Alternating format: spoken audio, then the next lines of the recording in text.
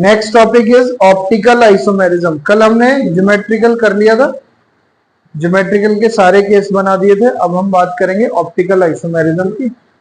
Optical isomerism की एक condition ध्यान रखना, सुनो। पहले तो ऑप्टिकल आइसोमेरिज्म होता क्या है वो समझ लो। सेम एटॉमिक कनेक्शन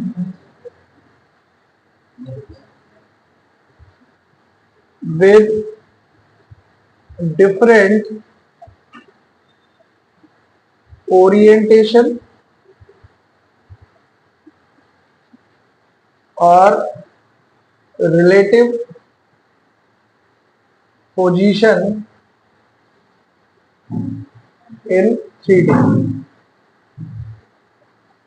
3 डायमेंशन में या तो ओरिएंटेशन चेंज होगा, एक इधर घुमा हुआ है तो दूसरा इधर घुमा हुआ, या फिर रिलेटिव पोजीशन जो है एक के रिस्पेक्ट में दूसरी की पोजीशन वो क्या होगी, चेंज होगी। तो उसको हम बोलते हैं ऑप्टिकल आइसोमर। ऑप्टिकल आइसोमर में एक कंडीशन है जो आपको ध्यान रखनी है, non super imposable mirror image.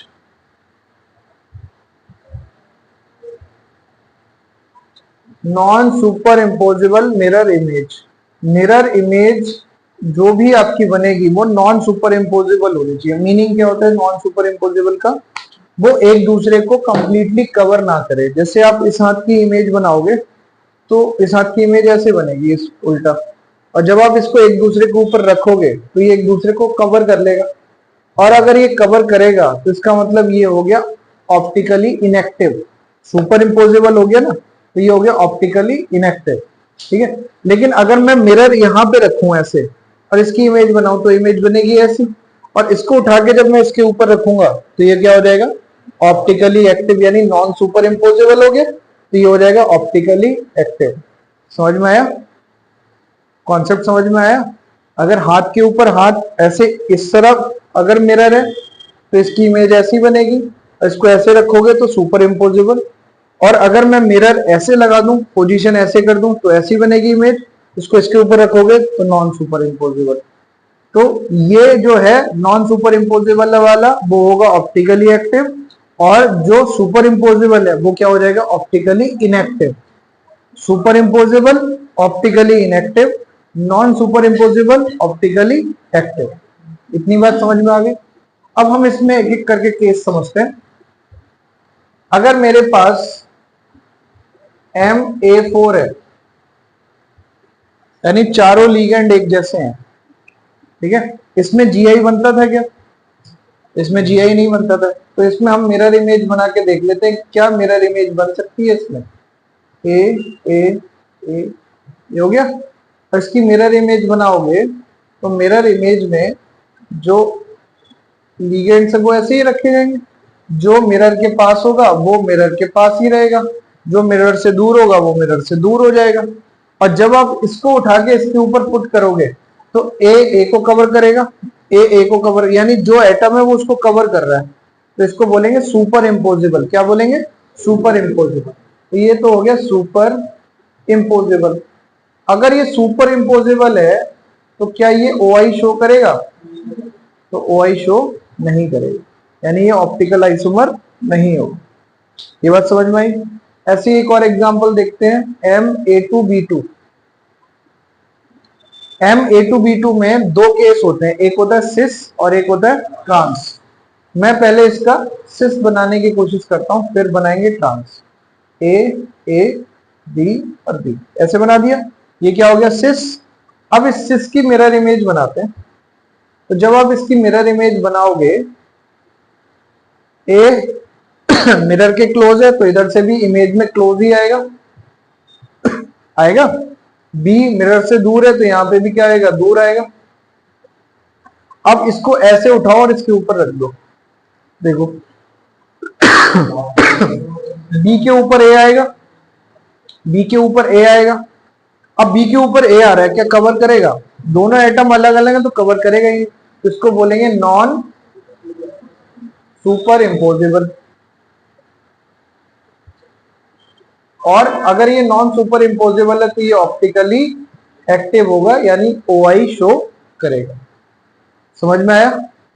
ये OI शो करेगा, ऑप्टिकल आइसोमर बनाए।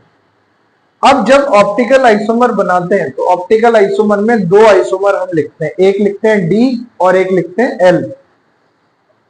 कौन कौन से? D और L। अगर मैं इसको यही देखूं तो इस आइसोमर को मैं मान लेता हूं D है। D का मतलब होता है डेक्स्ट्रो। डेक्स्ट्रो, D माने क्या होता है? डेक्स्ट्रो। डेक्स्ट्रो का मतलब होता है जो लाइट में राइट साइड रोटेट करे, राइट साइड रोटेशन। अगर आप उसके ऊपर लाइट प्रोजेक्ट करोगे तो वो राइट साइड रोटेट करेगा, यानी क्लॉकवाइज घूमेगा। ठीक है। और एक होता है इसका अपोजिट L। L माने होता है लेवो। क्या होता है? लेवो। लेवो का मतलब होता है लेफ्ट साइड रोटेशन।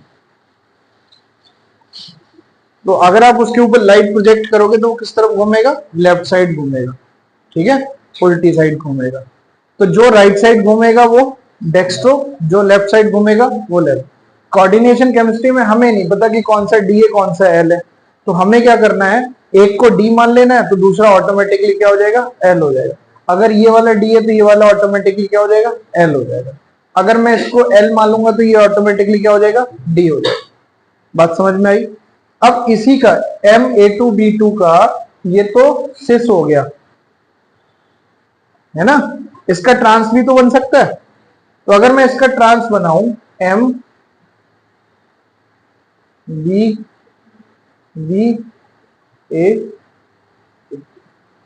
ठीक है, बनाओ इसकी मिरर इमेज। अगर इसकी मिरर इमेज बनाएंगे तो लिखेंगे M, या A, या B, या B। ऊपर उठा के रखो इसको। सुपर इम्पोजिबल है non super imposable? Non super. तो ये ऑप्टिकली आइसोमर होगा या नहीं होगा? होगा। तो ये OI शो करेगा। समझ में आ गई बात? बनाना समझ में आया? ऑप्टिकली आइसोमर कैसे बनाने हैं? अगर ये नॉन सुपर इम्पोजिबल है तो ऑप्टिकल आइसोमर है, और अगर नॉन सुपर इम्पोजिबल नहीं है तो ऑप्टिकल आइसोमर नहीं है। इसी टर्म को एक बार और ध्यान रखना, इसको ऑप्टिकली एक्टिव भी बोल देते हैं, ऑप्टिकली एक्टिव। और ये वाला सुपर इम्पोजिबल है तो इसको बोल देते हैं ऑप्टिकली इनएक्टिव। समझ में आया? ये हो जाएगा ऑप्टिकली इनएक्टिव और ये हो जाएगा ऑप्टिकली एक्टिव हो जाएगा। कोई डाउट? छापो इसको। दोस्ती यारी चल रही है, पढ़ाई नहीं चल रही।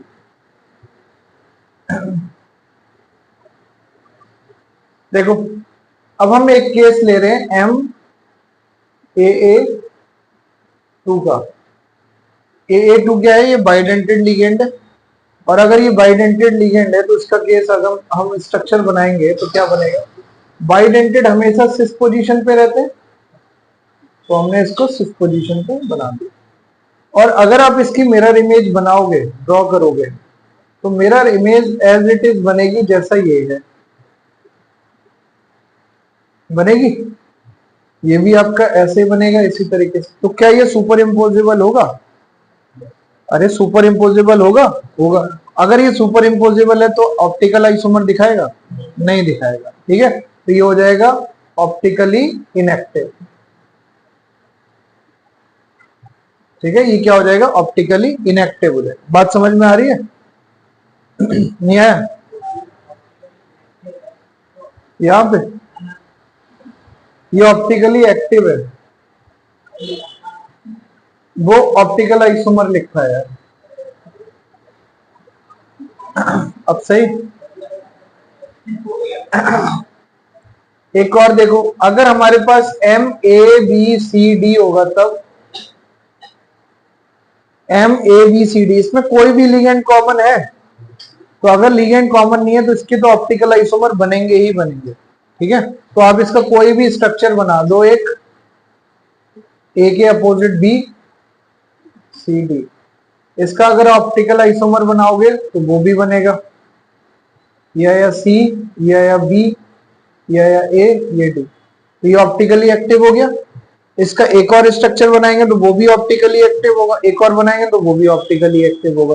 तो इसके जितने भी स्ट्रक्चर हैं वो सब क्या होंगे, ऑप्टिकली एक्टिव होंगे। ठीक है, तो तीन तो इसके जीआई बनते हैं, इसके तीन जीआई बनते हैं, और तीन ही इसके क्या बनेंगे, ओआई बनेंगे, ऑप्टिकल आइसोमर। तो टोटल इसके स्टीरियो कितने बनेंगे, 6 बनेंगे। टोटल स्टीरियो इसके कितने बनेंगे, 6। भाई तीन जीआई और उन तीन जीआई के तीन ओआई, तो टोटल स्टीरियो कितने हो गए, 6 हो गए। कोई दिक्कत यहां तक। अब हम बात करेंगे कोऑर्डिनेशन नंबर 6 की। कोऑर्डिनेशन नंबर 6 में जो बनता है वो बनता है ऑक्टाहेड्रल। क्या बनता है, ऑक्टाहेड्रल। और ऑक्टाहेड्रल में एक चीज पहचानना बहुत जरूरी है कि सिस और ट्रांस कैसे बनेंगे ऑक्टाहेड्रल में। सबको पता है, मैंने स्ट्रक्चर जीआई में बनवाई थे, ज्योमेट्रिकल आइसोमेरिज्म में स्ट्रक्चर तो हमने बनाए थे। ठीक है, कोऑर्डिनेशन नंबर 6 में। तो कोऑर्डिनेशन नंबर 6 अगर है तो M(A6) इसका तो कोई बनेगा नहीं, तो इसमें तो बनेगा नहीं। फिर M(A5), बोलो, A5B। M(A5B) में अगर आप स्ट्रक्चर बनाओगे तो देख लो, खुद ही चेक कर लो। B यहां पे रखा है, A A A A, ठीक है। इसकी मिरर इमेज बनाओ, क्या बनेगी, इधर A है, इधर A है, ये B है, ये A है। बताओ सुपर इम्पोजिबल है या नॉन है, नॉन है, सेम ही तो स्ट्रक्चर है। तो ये क्या हो गया, सुपर इम्पोजिबल। तो ये ऑप्टिकली इनएक्टिव होगा, ये क्या होगा, ऑप्टिकली इनएक्टिव होगा। समझ में। अगला देखो MA4B2, MA4B2। तो MA4B2 बनाओगे तो क्या करना है, आप M लिखो ऐसे ही, पहले इसका सिस बना दो फिर इसका ट्रांस बना देना। भाई MA4B2 में सिस और ट्रांस ही बनेंगे, तो आपने पहले B को मान लेते ट्रांस में ही रख दिया और A यहां पे आ गया बाकी पोजीशन में, तो B तो ट्रांस में आ गया। अब इसकी मिरर इमेज बनाओगे तो क्या बनेगी बताओ, सेम बनेगी एज इट इज, या बी, या बी, ये ए, ये ए। तो ये ऑप्टिकली एक्टिव होगा या इनएक्टिव होगा, ये आपका इनएक्टिव हो गया। ठीक है, तो सिस ये वाला कौन सा है, ट्रांस। तो ट्रांस वाला क्या हो गया, ऑप्टिकली इनएक्टिव हो गया। इसका एक ही स्ट्रक्चर बन रहा है, वो भी यही वाला है ना। अब हम बात करते हैं इसकी सिस बनाते हैं वैल्यू। सिस को अगर हम इसमें बनाएंगे, 6 पोजीशन बी और बी हमने यहाँ पे रख दिया, ठीक है, बाकी की रिमेनिंग प्लेसेस पे हमने ए रख दिया। अब इसकी मिरर इमेज ड्रॉ करो। तो मिरर इमेज ड्रॉ करने पे क्या आएगा, एम,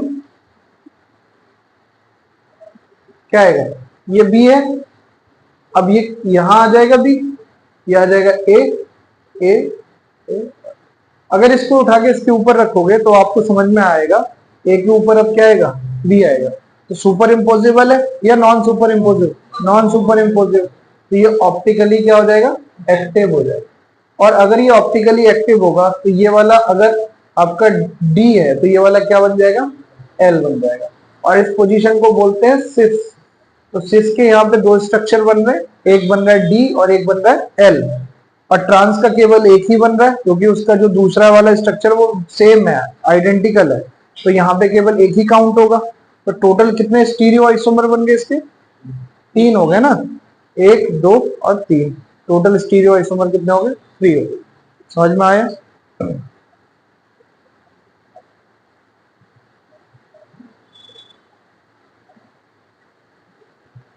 MA3B3,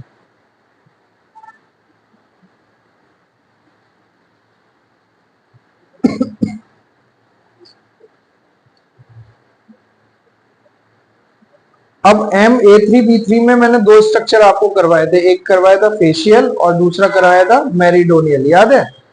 फेशियल और मेरिडोनियल। अगर हम इसके फेशियल और मेरिडोनियल की बात करें तो फेशियल में मैंने आपको बोला था कि ए की सारी पोजीशन सिस होंगी और बी की सारी पोजीशन सिस होंगी, और मेरिडोनियल में मैंने आपको बोला था कि ए की पोजीशन सिस और ट्रांस दोनों होंगी, बी की भी सिस और ट्रांस दोनों होंगी। तो हम पहले फेशियल बना लेते हैं, तो ए की पोजीशन सिस लगा देते हैं और बी की पोजीशन भी सिस लगा देते हैं। ठीक है, अब आप इसकी मिरर इमेज बनाइए। तो जब आप इसकी मिरर इमेज फॉर्म करेंगे, ये आएगा ए, ये आएगा ए बी डी, ठीक है, ये हो गया। अब आपने इसको ऐसे बना दिया। अब मेरा सवाल ये है, क्या ये सुपर इम्पोजेबल है? नहीं है। इधर बी आ रहा है, इधर ए आ रहा है, तो इसको जब आप इसके ऊपर रखोगे तो बी के ऊपर ए आएगा, तो नॉन सुपर इम्पोजेबल हो गया। तो ऑप्टिकली एक्टिव या इनएक्टिव? एक्टिव हो जाएगा, तो ये हो जाएगा एक्टिव। और अगर ये डी हुआ तो ये अपने आप ही क्या हो जाएगा? एल हो जाएगा। ठीक है, ये कौन सा वाला है? ये फेशियल वाला है। ये कौन सा आइसोमर है इसका? फेशियल। अब इसका मेरिडोनियल बनाओ। मेरिडोनियल क्या कहता है कि ए का ए सिस और एक ट्रांस होना चाहिए, एक सिस होना चाहिए और एक ट्रांस होना चाहिए। ऐसे बी का एक सिस होना चाहिए और एक ट्रांस होना चाहिए। बना दिया। अब इसकी मिरर इमेज बनानी है। मिरर इमेज चेक करना, क्या बनेगी मिरर इमेज? बोल। हाँ, ये आ गया ए, ये आ गया ए, ये आ गया ए, ठीक है। और इधर आया बी, इधर आया बी, इधर आया बी। इसको उठा के इसके ऊपर रखेंगे तो ये क्या आएगा? नॉन सुपर इम्पोजेबल आएगा। तो ये भी ऑप्टिकली क्या होगा? एक्टिव। ठीक है, तो M A3B3 में अगर आप स्ट्रक्चर बनाओगे टोटल स्टीरियो, तो टोटल स्टीरियो कितने बनेंगे? 1 2 3 4। तो टोटल स्टीरियो कितने बन जाएंगे? 4 बन जाएंगे।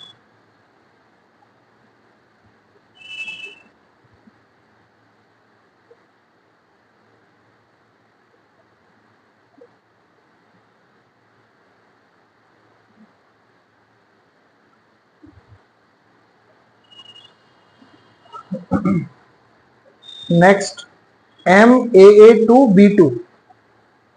अब AA क्या है?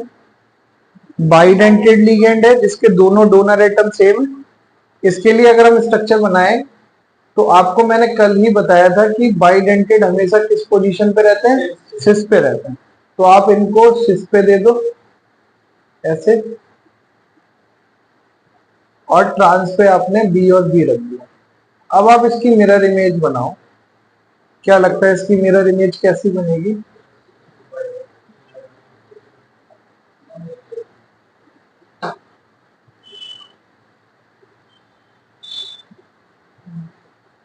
सेम स्ट्रक्चर बन रहा है। अगर सेम स्ट्रक्चर बन रहा है तो ये क्या हो जाएगा? इनएक्टिव हो जाएगा। हो जाएगा इनएक्टिव, क्योंकि ये सुपर इम्पोजेबल बन रहा है। इसका दूसरा भी बन सकता है, इसको बोलते हैं ट्रांस। इसका सिस भी बना सकते हैं हम, तो इसका सिस बनाते हैं एम। यहां पे हमने बी रख दिया, यहां पे बी रख दिया, ए और ए यहां पे आ गया, ए और ए यहां पे, ये बन गया सिस। अब इसका अगर आप स्ट्रक्चर बनाओगे तो क्या बनेगा बेटा? इधर बी हो गया, इधर बी हो गया, इधर आपका ए और ए आ गया, इधर आपका ए और ए आ गया, ये तो आएगा। तो ये हमारे पास क्या बन गया? सिस या सॉरी, ये और सुपर इम्पोजेबल है या नहीं है? नहीं है, तो यानी ये ऑप्टिकली एक्टिव हो। तो ये हमारा डी बनेगा और ये एल बनेगा, और ये कैसी सिचुएशन है? सिस सिचुएशन है, ये सिस है। तो अगर आप इसके अंदर स्ट्रक्चर निकालोगे तो कितने आएंगे? एक तो स्टीरियो, एक तो ये हो गया, इसका ये वाला काउंट नहीं होगा क्योंकि सुपर इम्पोजेबल है, तो इन दोनों को एक ही काउंट करेंगे। ये दो अलग अलग है, तो यहाँ पे कितना आएगा? 1 2 3। तो टोटल कितने आएंगे स्टीरियो? 3 स्टीरियो आ जाएंगे। ठीक है, टोटल स्टीरियो कितने आएंगे, 3 आएंगे। इसका एक लास्ट केस है, वो करके देखो, आंसर बताना क्या आएगा।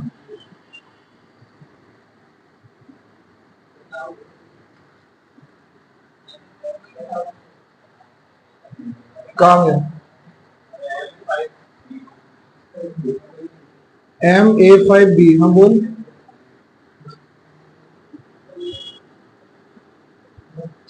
बोलो, यहाँ लगा दे, यहाँ लगा दे, कोई दिक्कत नहीं है। याद रखना कि हम हमेशा कोशिश ये करते हैं कि जहां पे डिफरेंस मिल रहा है हम उसी का एक्सिस ले प्लेन में, मिरर में। तो अगर हमें यहाँ पे बी लगाया तो हम मिरर इसी के अलोंग लेना पसंद करेंगे। अगर किसी भी एक एक्सिस में सेम इमेज आ जाए सुपर इम्पोजेबल, तो हम उसको मान लेते हैं ऑप्टिकली इनएक्टिव हो। इसीलिए हम कोशिश ये करते हैं कि जो ऑड वन है उसको कहां पे रखें हम, वाई एक्सिस पे ही रख दे। आप इसको अगर वाई मानते हो तो वाई पे, ठीक है, वो इजी करने के लिए। हालांकि जब आप इस एक्सिस में इसकी इमेज बनाओगे तो सेम ही आएगी, तो वो नॉन सुपर और सॉरी सुपर इम्पोजेबल ही है। एक और केस देखो, एम ए भी जानते ही हो, ए भी जानते हो, ए बी का मतलब क्या हो गया, बाइडेंटेड लिगेंड है बट डोनर एटम क्या है, अलग अलग है। अब इसके हमें स्ट्रक्चर बनाने हैं और इसके हमें आइसोमर भी बताने हैं, OI कितने होंगे बताओ। कल मैंने लिस्ट लिखवाई थी आपको शायद,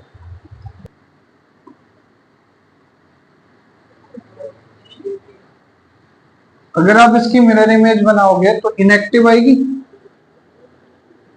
और ये कैसा हो गया, ट्रांस है या सिस है, सिस कैसे होगा,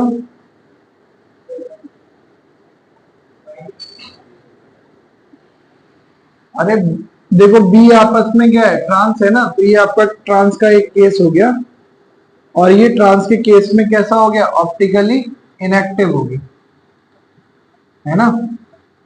लेकिन इसमें एक बात ध्यान रखना, क्योंकि यहाँ पे बाइडेंटेड लिगेंड अलग अलग हैं, डोनर एटम, तो इसी में एक और केस बना सकते हैं। क्या केस बन सकता है, अगर मैं इधर वाले को रिवर्स कर दूं तो बी के ट्रांस में बी आ जाएगा, ए के ट्रांस में ए आ जाएगा। अभी ए सिस है, बी सिस है, और स्मॉल बी क्या है, ट्रांस है, तो उसमें तो ऑप्टिकली इनएक्टिव हो गया। ठीक है, नहीं आया समझ। अब मैं इसका एक और स्ट्रक्चर बना सकता हूं, देखो ध्यान से देखना, यहां पे ए और बी मैंने एज इट इज रखा, इधर वाला ए और बी क्या कर दिया, रिवर्स कर दिया, क्योंकि मुझे रखना तो सिक्स पोजीशन पे, ये थोड़े ना कहा ए ऊपर रखना बी नीचे रखना, इसको पलट तो सकते हैं।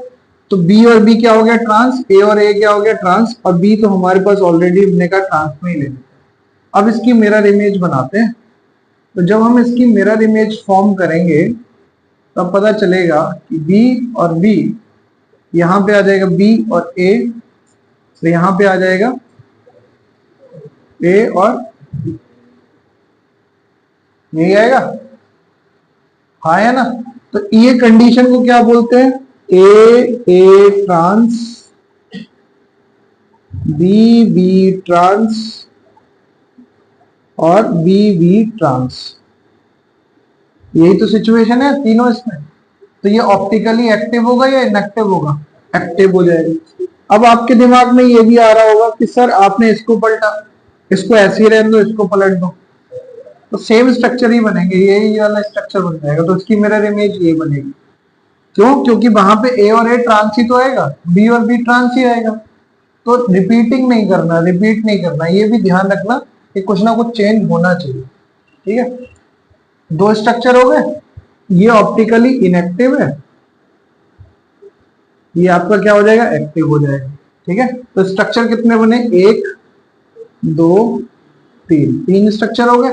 अभी और देखते हैं, क्योंकि अभी तो हमने ट्रांस में ही बनाया बी और बी, तो बी और बी सिस पोजीशन पे भी तो हो सकते हैं, आया ना। तो बी और बी को सिस पे बना के देखते हैं। तो हमने एक बी यहां रखा, एक बी यहां रख दिया, बाकी एक ए और बी ऐसे, ए और बी ऐसे। इसका नाम देखो ध्यान से, बी बी सिस है, ए और ए ट्रांस हो गया, और बी सिस हो गया। ठीक है, इसकी मिरर इमेज हम फॉर्म करेंगे।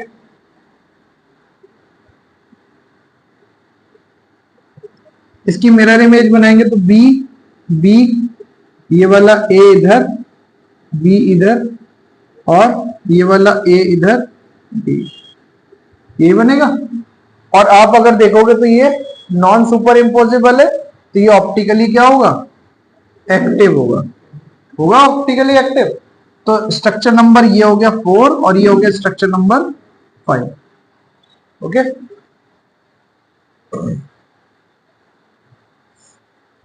फिर इसी केस में सेम केस ले रहे, बी और बी ऐसे ही रखते हैं।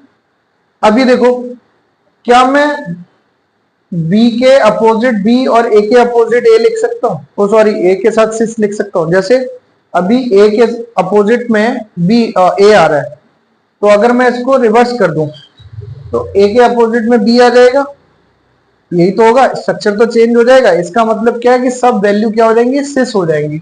तो सब वैल्यू को सिस करके देख लेते हैं। तो सब वैल्यू को सिस करेंगे तो कैसे आएगा, ए और बी, इसको हमने टच नहीं किया, इसको ऐसे ही रखा, हमने इसको क्या कर दिया, ए और बी बना दिया ऐसे। अब देखना ध्यान से, ए और ए सिस है, बी और बी सिस है ना, और बी और बी स्मॉल वाला ये भी क्या है, सिस है। तो सारी वैल्यू सिस में आ गई। हमने यहाँ पे लिख दिया ए कॉमा ए, बी बी, स्मॉल बी, ये सब क्या है, सिस है। अब हम इसका स्ट्रक्चर बनाते हैं, ऑप्टिकली एक्टिव होगा या नहीं होगा ये देख लेते हैं। या बी, ये बी, ए बी, और या ए, तो ये ऑप्टिकली एक्टिव हो जाएगा, नॉन सुपर इम्पोजेबल आएगा, तो ये ऑप्टिकली क्या होगा, एक्टिव होगा। तो कितने स्ट्रक्चर हो गए, 5, 6 और 7। ठीक है, एक और स्ट्रक्चर पॉसिबल है।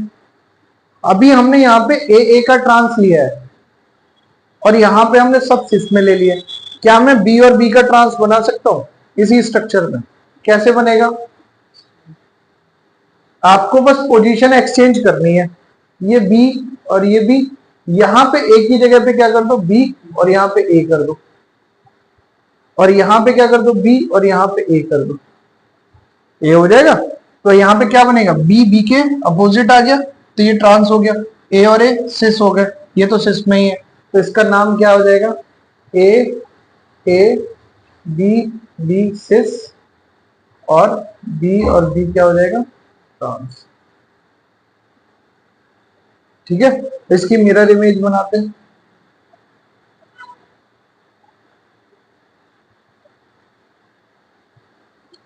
B B,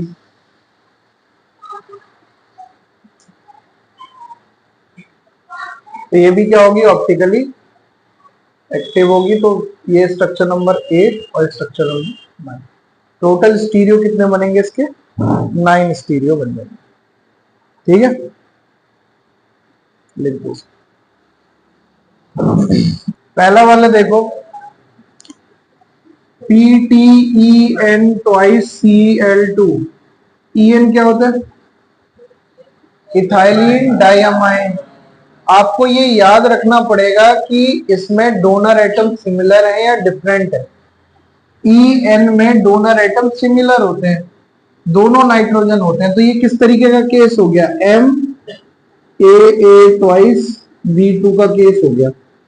AA twice B2 में कितने बन रहे थे, 3 ही तो बन रहे थे, ट्रांस वाला बनाता नहीं है, सिस वाले के 2 बनते हैं, तो 2 और 1 3 स्ट्रक्चर बनेंगे। फिर और आपका दूसरा क्या है, PTGLY ट्वाइस Br2। GLY क्या होता है, ग्लाइसिनेट होता है, और ग्लाइसिनेट में 2 डिफरेंट डोनर एटम होते हैं, एक नाइट्रोजन और एक ऑक्सीजन। तो अगर ये 2 डिफरेंट डोनर एटम है तो किस टाइप का लिगेंड हो गया, MAB2 B2 टाइप का हो गया, यही तो होगा। अभी हमने बनाए, कितने बनेंगे इसके? 9 बनेंगे। तो इसके स्टीरियो कितने आएंगे? 9। इसके स्टीरियो कितने आएंगे? एग्जाम में इससे रिलेटेड एमसीक्यू आते हैं 1 नंबर का। अब आप 9 बना के थोड़ी देखोगे स्ट्रक्चर की, 9 स्ट्रक्चर बना के देखेंगे तब होगा काम हमारा। समझ में आ रही है बात? याद करने पड़ेंगे, समझने पड़ेंगे दिमाग में थोड़े से। ठीक है, क्लियर है? इस टाइप के क्वेश्चन आएंगे, इसीलिए मैं वो क्वेश्चन दे दिया, मैंने कहा कम से कम पता चल जाए। ठीक, ओके। कल हम करेंगे हाइब्रिडाइजेशन फ्रेशली, और जिस थ्योरी का नाम है बैलेंस बॉन्ड थ्योरी। कौन सी थ्योरी? Valence bond theory. तो थोड़ा सा 11th का बैलेंस बॉन्ड थ्योरी कॉन्सेप्ट अगर आपके पास हो बुक नोटबुक तो पढ़ के आइएगा, और नहीं आप पढ़ के आ सकते हैं तो हाइब्रिडाइजेशन में sp3 sp3d और sp3d2 इनके स्ट्रक्चर और इनके बॉन्ड एंगल ये पढ़ के आइएगा क्या होता है। ठीक है, इतना तो पढ़ ही सकते हैं हम। ठीक है, कितने सिग्मा रिक्वायर्ड होंगे ये भी तो पता चल जाएगा।